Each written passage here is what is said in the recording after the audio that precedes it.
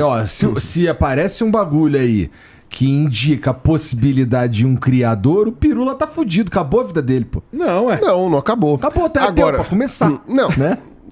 Antes de ser cientista, tá ateu. Pera lá. Tá, não, aí a gente pode discutir uma série de outras possibilidades, mas ok. E é antes de ser cientista, isso é importante de falar também, porque uma coisa não depende da outra. Não foi por causa da ciência que eu fiquei ateu, mas enfim. Mas uma coisa importante dessa questão do funcionamento da ciência, então, é isso que eu estava falando. É parte do pressuposto do mundo material. Tem que ser do mundo material.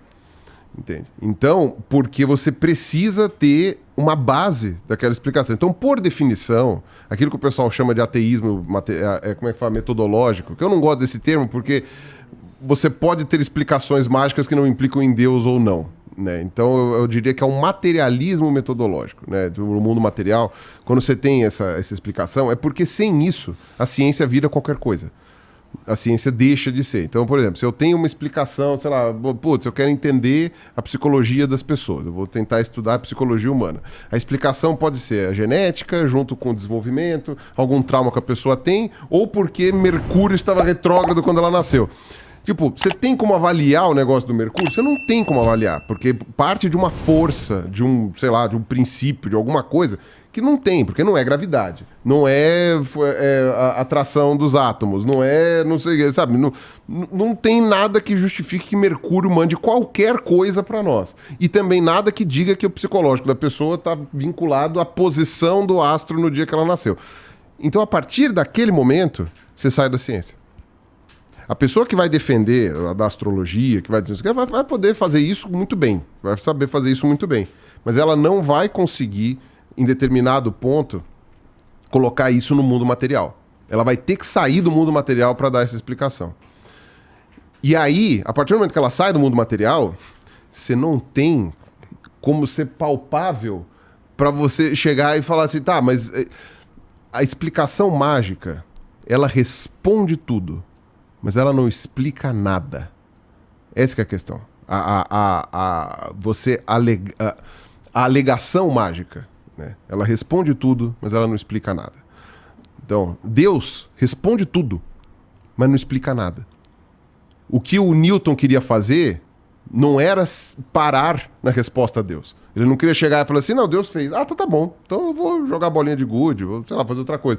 Tipo, ele não se contentou com Deus, que é uma resposta.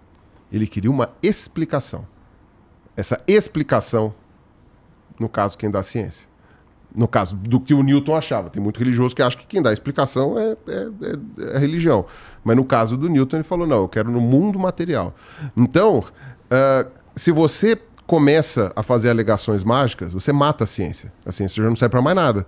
Porque aí vira, já que desbundou mesmo, então é qualquer coisa. Então é o duende embaixo da cama, sei lá, enfim, o magneto que puxou, sabe, não sei o que tá lá.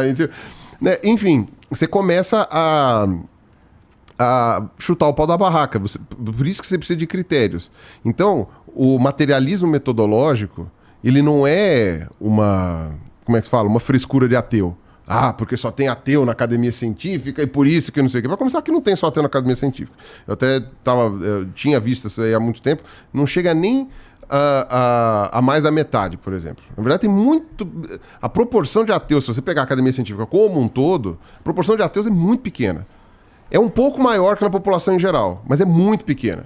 Muito pequena. A população em geral, Brasil, por exemplo, sei lá, é 3% de ateu, menos até do que isso, né? Eu não acredito que sejam 3%, acho que é bem menos. Mas quando você vê na academia científica, como um todo, vai ser o quê? Aí agora o número eu estou chutando. Vai dar, sei o quê, uns 10%?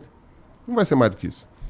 Agora, claro, tem áreas que tem mais ateus. Então, como eu falo, na zoologia, que é a minha área, a zoologia tem mais ateus. Mas ainda assim não chega a 50%. Eu diria que é 40-60, 30-70, 30 de ateus para 70 de gente que acredita em alguma coisa. Não necessariamente cristão, muçulmano, coisa assim, mas que acredita em Deus, ou não sei o quê, tem muito espírita. Então, muita gente de matriz africana, de religião de matriz africana. Então, quando você vai ver isso daí, não é o materialismo metodológico, não é tipo o ateu que quer dominar a ciência, não. É você que não tá... Quem reclama disso é porque não está entendendo o papel da ciência. O papel da ciência não é questionar Deus, não é questionar a religião. Quer dizer, pode questionar aspectos da religião, como, por exemplo, o literalismo de textos antigos. Isso pode acontecer. Ou certas explicações, como a astrologia, por exemplo, que é milenar, que é não sei o que lá, mas que você tem dados para demonstrar que, tipo, olha, não tem interferência nenhuma. Você está enxergando uma coisa que não tem, mas ok. Mas, a princípio, o papel da ciência não é questionar a existência ou não de Deus. Se tem muita gente que, através da ciência, passa a questionar a existência de Deus, aí são outros 500. Mas o papel da ciência não é esse. Então é por isso que o materialismo metodológico, ele é o cerne da ciência como definição da ciência. Porque se você tira o materialismo metodológico, você mata a ciência. Você transforma a ciência em outra coisa. Agora, tem filósofo que dizia que não era, então o tal do Feyerabend lá, que falava que não, porque aí qualquer coisa é... Uhum. Mas esse cara, ele... Assim, tem algumas pessoas que levam ele a sério ainda na ciência... Geralmente, ciências humanas, eu vou ficar quieto porque eu não quero comprar briga. Tem gente que ainda leva a sério o Feyerabend. Mas o cara, ele tirou o princípio da demarcação, basicamente não existe demarcação, e o cara chutou lá pro cacete. Né? Então, qualquer coisa é ciência. E aí, ele era entrevistado por quem? Por criacionista, por astrólogo, por coisa... Porque o pessoal adorava ele, porque ele falava o que todo mundo queria ouvir. Né? Então, mas, enfim, minhas críticas vão parar por aqui. Entendi. Tá? E aí, a pseudociência, respondendo o que você falou, a pseudociência, ela entra como? Ela entra como? É uma explicação que se diz científica, mas que usa princípios que não podem ser... que não tem o materialismo que não aí. possuem base em evidências testáveis na ciência, ou observáveis, ou detectáveis, ou qualquer que seja, entendeu? Então, você tem isso daí. Ou então, pode até ser alguma ideia que nem alega ser científica, essa é uma definição que muita gente briga, então eu não estou colocando que eu penso assim, mas estou explicando porque tem que dar.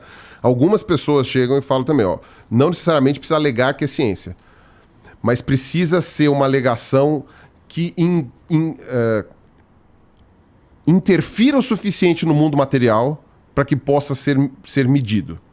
Então, por exemplo, astrologia, tem gente que diz que é religião, tem gente que diz que é pseudociência. Porque aí tem uma parte dos astrólogos que juram que são científicos.